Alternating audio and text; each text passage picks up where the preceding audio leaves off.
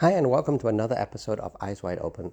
Over the last two episodes, we've been talking about some of the themes behind Moshiach and Messianic age, and we expressed the idea that Moshiach will constitute a return to our most natural state of being able to keep all 613 mitzvot, of having a king, of having a holy temple, and having all Jews in the land of Israel.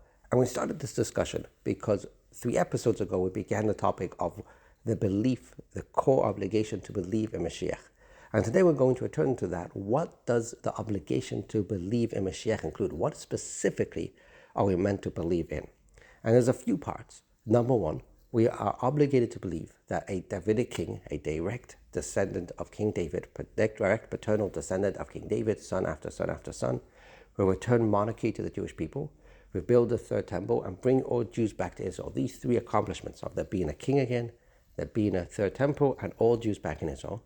Secondly, we're obligated to believe that through those accomplishments, Mashiach will return us to our most natural state of being able to keep all 613 Torah commandments, because this gives a flavor and understanding to what to believe in. We're not just believing in political or social or environmental accomplishments, that physically there'll be a king, physically the Jewish people will live in Israel and not other places, physically there will be a big grand structure on the Temple Mount. But on a spiritual level, why do we want that? Because that will constitute a return to our natural state and a return to fully being able to connect to God through all 613 commandments, which is a topic we'll explore in more detail when we get into why the belief in Mashiach is such a core concept in Judaism.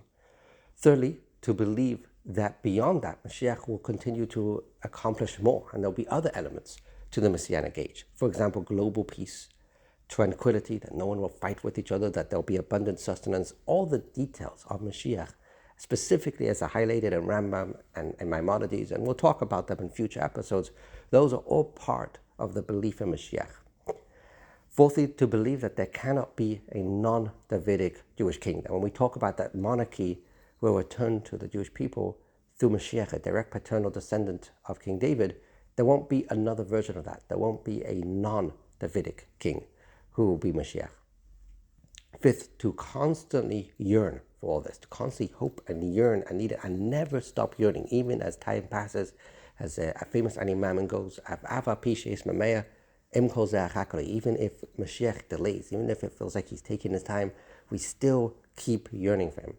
And finally, to not worry about set times for Mashiach. This is a concept of a kates, a specific set time, a specific period in history that is opportune for Mashiach to come. And someone might think, well, if it's not a kates, if it's not an opportune time, maybe Mashiach can't come now.